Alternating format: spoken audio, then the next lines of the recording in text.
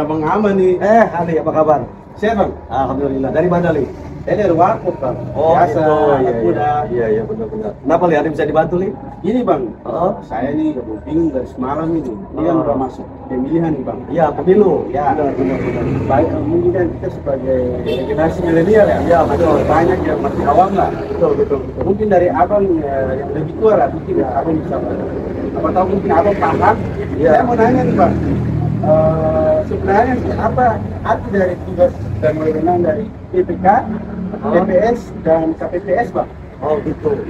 Kalau untuk tugas benar saya kurang paham juga, tapi kalau untuk singkatannya, kalau PPK itu panitia pemungutan kecamatan. Kalau PPS itu panitia pemungutan suara. Oh, iya. Kalau KPPS itu kelompok penyelenggara pemungutan suara. Oh, iya. Gitu. Tapi kalau untuk jelasnya mungkin kita bisa tanya ke Bang Jul di dalam. Oh, ya baik. Itu ya. Jadi kita ke dalam yuk.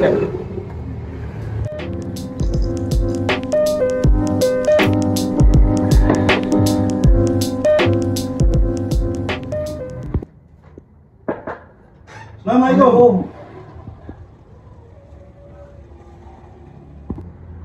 Ya, waalaikumsalam. Ali, Bang Aman. Apa pengacara? Ali. Sehat Pak? Alhamdulillah sehat. Bang Aman. Gimana Bang Pacara? Alhamdulillah sehat. Gimana Bang Aman? Gini, Bang Jul, tadi saya ketemu sama Ali di depan. Iya. Dia menanyakan perihal pemilu, kan udah mau masuk di tahun-tahun pemilu nih. Yang ditanyakan Ali kepada saya itu PPK, PPS dan KPPS. Untuk tugas dan wewenangnya saya hanya menjelaskan singkatannya aja dari ketiga itu. Ya, mungkin Bang Jul bisa menjabarkan gitu. Oh, untuk PPS, PPK dan KPPS ya. Betul, ya, betul. Memang kebetulan saya juga dalam dunia politik ini, dalam dunia pemilu khususnya masih belajar lah. Oh, ya, siap. Tapi sedikit mungkin saya bisa menjelaskan kepada Bang Aman dan kepada Ali Siap. apa itu tugas dan wewenang daripada PPS, PPK dan KPPS. KPPS Bang. Yang pertama, yang mungkin yang bisa saya jelaskan kepada Bang Ali dan Bang Aman itu, yang pertama adalah tugas dan wewenang daripada PPK sendiri. Iya. PPK itu mempunyai tugas dan wewenang adalah membantu KPU provinsi, KPU kabupaten atau KPU kota dalam melakukan pemutakhiran data pemilih, daftar pemilih sementara atau yang biasa disebut DPS, dan daftar pemilih tetap yang biasa disebut dengan DPT. Itu satu dari tugas dan wewenang dari PPK. Yang kedua, tugas dan wewenang PPS itu adalah membantu KPU kabupaten atau KPU kota dan PPK dalam melakukan pemutakhiran data pemilih, daftar pemilih sementara, daftar pemilih hasil perbaikan, dan daftar pemilih tetap. Itu yang kedua, tugas dan wewenang dari PPS. Dan yang terakhir, tugas dan wewenang KPPS itu yang pertama adalah mengumumkan dan menempelkan daftar pemilih tetap di TPS. Mana sudah dijelaskan oleh Pak Ketum, TPS itu adalah tempat pemungutan suara. Iya. Nah itu saja sih yang bisa saya jelaskan terkait dengan tugas dan wewenang PPK, PPS dan KPPS. Karena saya juga masih awam dan masih belajar mengenai ini. Untuk peraturan KPU-nya, peraturan nomor berapa dan tahun berapa, langsung aja kita tanyain kepada pakar ya. Oh, iya, siap. Pak Ketum, oh ya, Oke, siap. kita langsung ke atas Siap, aja. kita ke atas. Yuk. Mantap.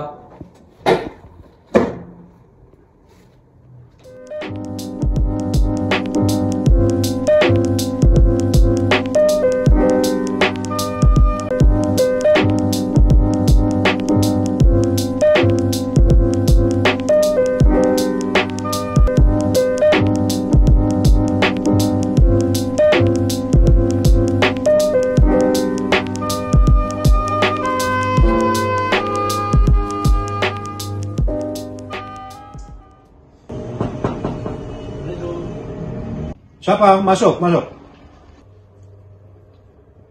Assalamualaikum, Pak Ketum, mohon izin untuk minta waktunya sebentar, ingin bertanya mengenai pemilu, Pak Ketum. Tentang pemilu apa? Mohon izin Pak Ketum, saya ingin bertanya mengenai apa itu pengertian dan tugas dan wewenang daripada PPK, PPS dan KPPS, Pak Ketum.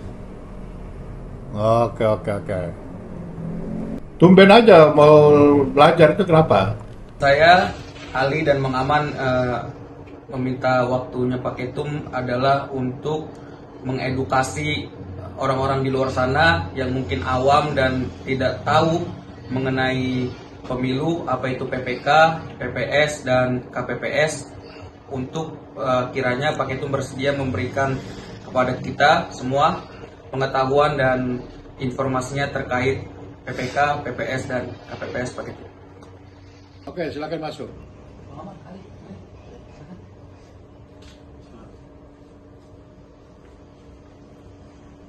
Ya, pertama-tama saya mau mengucapkan terima kasih atas waktunya Pak Ketum sudah bersedia menerima kami bertiga. Karena memang kami ingin meminta penjelasan terkait apa itu PPK, Pak Ketum.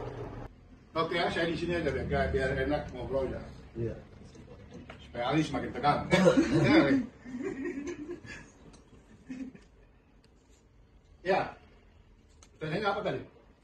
Yang pertama mungkin apa sih itu PPK itu, Pak Ketum? Oke, jadi PPK itu adalah Panitia Pemilihan Kecamatan. Panitia Pemilihan Kecamatan. Panitia Pemilihan Kecamatan itu adalah perpanjangan tangan. Dia berstruktur. KPU itu independen, dia bukan pemerintah. Jadi pimpinan pusat itu namanya Komisi Pemilihan Umum Republik Indonesia. Komisi Pemilihan Umum Republik Indonesia dia membentuk Komisi Pemilihan Umum Provinsi, KPUD namanya. Lalu setelah KPUD membentuk KPU Kabupaten Kota. KPU Kabupaten Kota itu di bawahnya itu namanya PPK. Panitia Pemilihan Kecamatan. Itu kalau di luar Papua. Panitia Pemilihan Kecamatan. Kalau di Papua, distrik. Maka kamu keliling Pulau Papua, nggak ada itu PPK. Yang ada itu PPD, Panitia Pemilihan Distrik. Kenapa? Karena di Papua itu otonom khusus, kecamatan disebut distrik. Nah, mereka ini siapa? PPK atau PPD itu adalah badan ad hoc. Badan ad hoc itu Ali tahu badan ad hoc? Hah? Nah, mohon dijelasin Pak Ketum. Ya. Badan ad hoc itu. Nah, ini bagus ini pertanyaannya. Badan ad hoc itu sebuah lembaga yang dibentuk khusus untuk tujuan tertentu. Setelah itu bubar badannya. Jadi dia kayak panitia gitu. Panitia Natal, panitia halal bihalal itu badan ad hoc. Dia dibentuk oleh RT, selesai Natal bubar. Nah, badan ad hoc itu kalau KPU itu 5 tahun. PPK, PPS, KPPS itu disebut dengan badan ad hoc. Dia dibentuk untuk persiapan pemilu 2004. Setelah selesai bubar. Itu. Jadi PPK, PPS, KPPS itu direkrut untuk tujuan pemilu 2004. Setelah itu mereka bubar. KPUD, KPU Kabupaten, KPU Provinsi, KPU RI, jabatannya 5 tahun. Berarti tidak panjang masa durasi jabatan mereka, Pak Ketum? Tidak sampai pemilu berikutnya gitu? Tidak. Nanti pemilu berikut dibentuk lagi. Itu. Dan tadi pertanyaannya apa? Ya, saya maksudnya apakah anggota PPK itu tidak bisa terus panjang dan sampai pemilu berikutnya, Pak Ketum? Apa ada jangka waktu tertentu saja? Ya, itu yang tadi juga Redo. PPK itu tadi pertanyaan yang pertama tadi, apa itu PPK? PPK itu Panitia Pemilihan Kecamatan. Mereka ini datangnya dari mana? Apakah tentara, polisi, atau masyarakat? Jadi Panitia Pemilihan Kecamatan atau di Papua disebut Panitia Pemilihan Distrik. Nanti dibuka pendaftaran oleh KPU Kabupaten Kota. Selain KPU nggak bisa. Bupati boleh, nggak boleh. Gubernur boleh, nggak boleh. Presiden saja nggak boleh. Kenapa? Karena perintah undang-undang pemilu 27/2017 yang membentuk PPK atau PPD adalah KPUD. Oke? Nah, dia bentuk itu, nanti dia buka pendaftaran kepada seluruh masyarakat untuk mendaftarkan diri. Pegawai negeri juga boleh, tapi dia harus mundur dari pegawai negeri. Nah, PPK itu terdiri dari siapa saja? Mereka terdiri dari unsur masyarakat, perwakilan jurnalistik, advokat, pengacara, maupun pegawai negeri. Jadi bisa. Kalian bisa, Jul juga bisa menjadi PPK, PPD. Gitu. Lalu unsur apa lagi? Unsur perempuan. Di dalam PPD atau PPK itu harus ada unsur perempuan. Karena undang-undang pemilu mengamanatkan presentasi gender itu 30%. 5 orang itu pasti ada 1 perempuan. Mereka jumlahnya 5 orang. Itu PPK atau PPD itu. Dibuka pendaftaran, kemudian mereka direkrut, dapatlah 5 orang itu. Nah, 5 orang ini ada anggota, ada sekretaris, ada yang ketua. Siapa yang memilih mereka? Dari 5 orang ini berembuk siapa yang ketua. Ketua merangkap anggota dan sekretaris. Mereka ini dibantu oleh kesekretariatan. Oke? Mereka kantornya di mana? Biasanya di kantor kecamatan atau di kantor distrik. Kenapa? Karena mereka ini badan ad hoc. Beda dengan KPUD. KPUD itu ada kantornya. Nah, mereka berkantor di situ selama 1 tahun.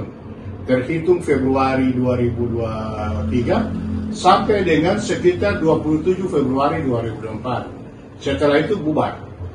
Selesai masa tugas. Begitu. Berarti begitu tadi kalau saya simak PPK itu berkantor di kecamatan atau distrik, berarti Ya. ada kewajiban atau disediakan tempat oleh pihak kecamatan atau pihak distrik untuk mereka berkantor di situ begitu, atau bagaimana begitu? Ya, jadi biasanya ditunjang karena yang mereka laksanakan ini adalah agenda negara. Kantor distrik, kantor camat itu adalah instansi negara, pemerintah. Kalau mereka punya kelebihan anggaran dari KPU kabupaten atau provinsi, mereka bisa sewa tempat. Tapi kalau tidak, pemerintah bisa pinjamkan tempat. Itu biasanya di kantor distrik, di kantor kecamatan. Nah, mereka berkantor di situ, dibantu oleh staf sekretariat. Staf sekretariatnya dari mana? Staf sekretariatnya nanti diangkat khusus dari KPU kabupaten untuk bantu ke situ. Begitu. Lalu izin Pak Ketum, Ya. saya mau bertanya juga. Lalu apa sih tugas dan wewenang dari PPK ini Pak Ketum? Ini pertanyaan yang baru malam ini sepanjang berapa tahun ini baru pertanyaan cerdas ini. Oke, jadi pertanyaan Pak Ali tadi, apa tugas dan wewenang PPK? Tugas dan wewenang PPK adalah panitia pemilihan kecamatan atau di Papua disebut panitia pemilihan distrik adalah melakukan verifikasi terhadap data pemilih sementara di kecamatan itu. Kecamatan sebelah tidak ada lagi kecerdasan sendiri. Jadi dia di kecamatan itu membantu pelaksanaan tugas-tugas KPU kabupaten, KPU provinsi. Mengkoordinir kerja dengan TPS dan KPPS. Mempersiapkan daftar pemilih tetap. Daftar pemilih tetap itu apa? Namamu harus ada di dalam DPT. Tugas kalau namamu tidak masuk di kecamatan itu, kamu datang ke PPK atau PPD. Pak, nama saya ada, saya satu keluarga. Nah, mereka tugasnya itu membantu tugas-tugas KPU RI, KPU provinsi, KPU kabupaten di kecamatan itu, di distrik itu. Wewenangnya apa? Menentukan daftar pemilih tetap tadi. Wewenangnya apa? Membentuk PPS, panitia pemilihan apa? Panitia pemungutan suara. Lalu membentuk apa lagi? KPPS, kelompok penyelenggara pemungutan suara. Jadi itu tugas dan wewenang PPK, panitia pemilihan kecamatan atau panitia pemilihan distrik. Kalau sebutan di Papua. Begitu. Jadi wilayah tugasnya di kecamatan itu. Oke, ada lagi Pak? Sudah cukup. Cukup. Silakan keluar. Izin Pak Ketum, Ya. saya ingin bertanya mengenai PPS gitu Pak Ketum, untuk arti dan tugasnya gitu Tugas. Pak Ketum. Oke, jadi PPS itu apa? Panjangannya. Panitia pemungutan suara Pak Ketum. Nah, panitia pemungutan suara itu adanya di mana? Kalau itu panitia pemungutan suara itu adanya di kelurahan. Kelurahan, kampung, desa. Nah, mereka biasanya dari mana mereka? Sama dengan PPK tadi itu. Mereka dipilih unsur-unsurnya. Mereka berapa orang? Kalau PPK itu 3 orang, kalau PPK PPD itu 5 orang, PPS itu 3 orang. Oke. Mereka bertugas membantu tugas-tugas PPK di ke kelurahan itu. Itu tugasnya. Wewenangnya apa? Wewenang itu kewenangan dia. Kewenangan dia, panitia pemungutan suara itu membentuk KPPS, kelompok penyelenggara pemungutan suara. Itu kewenangan mereka, PPS. Jadi PPS itu mencatat daftar pemilih sementara, mencatat daftar pemilih tetap, membentuk KPPS, dan melaksanakan tugas-tugas yang menjadi tugas BPPK, KPU, dan seterusnya. Nah, masa kerja mereka tadi sudah dijelaskan di awal. Namanya juga panitia pemungutan suara di kelurahan itu. Kelurahan sana beda lagi, kelurahan sini beda lagi. Jadi masing-masing. Jadi berapa jumlah PPS di satu kecamatan, di satu kabupaten? Dilihat aja berapa jumlah kelurahan di situ. Nah, mereka juga menentukan, nanti membantu menentukan TPS. Ini tempat pemungutan suara. Nah, itu ada di situ. Jadi kalau ingin melihat nama pemilih dan seterusnya, data ke PPS. Nah, mereka berkantor di mana? Sama dengan PPK di kelurahan. Kalau mereka punya anggaran, mereka akan sewa kantor. Begitu. Nah, mereka ini terdiri dari unsur-unsur tadi itu. Nah, itu yang disebut dengan panitia pemungutan suara. Tugas mereka 1 tahun sama. Oke? Oke, Pak Ketum. Jelas. Terima kasih penjelasannya. Oke. Ya, izin Pak Ketum melanjut tadi pertanyaan dari Bang Aman. Kalau tadi saya tangkap adalah PPS itu bertugas membentuk KPPS. Nah, KPPS sendiri itu apa sih Pak Ketum, dan serta tugas dan wewenangnya itu apa, serta siapa saja sih mereka ini Pak Ketum, dan dipilih oleh siapa? Demikian Pak Ketum. Mohon penjelasannya. Oke, ini pertanyaan yang penting. Karena kenapa penting? Apa? Kenapa penting? Nah, mungkin karena saya juga pemula di sini, jadi menambah pengalaman sih. Oke. Pengalaman, pengetahuan, memang kerja pengalaman. Pengetahuan. KPPS itu kenapa penting? Karena dia ujung tombaknya pemilu. Tanpa KPPS tidak ada suara. Gitu. Yang menyebabkan ibu mengandung, melahirkan, ini sudah KPPS. Kelompok penyelenggara pemungutan suara. Kalau nggak ada mereka, suara kita ini nggak ada yang kumpul. Embrionya, cikal bakal suara itu datangnya dari KPPS. Oke?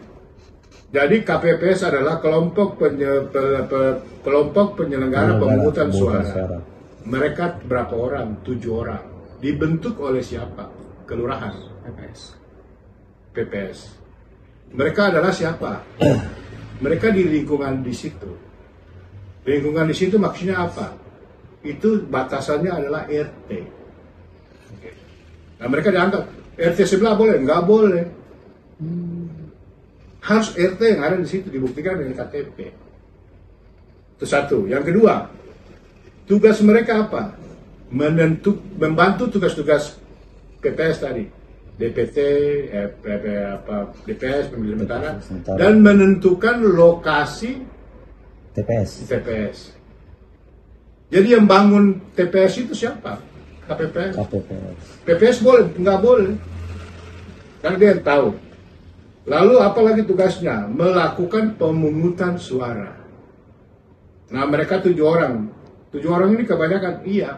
Karena ada yang arahin, ada yang jagain antre, ada yang mencatat, ada yang menyerahkan kertas suara, ada yang menghitung, dan ada yang mengarahkan untuk menuju ke bilik suara. Mereka ini 7 orang ini.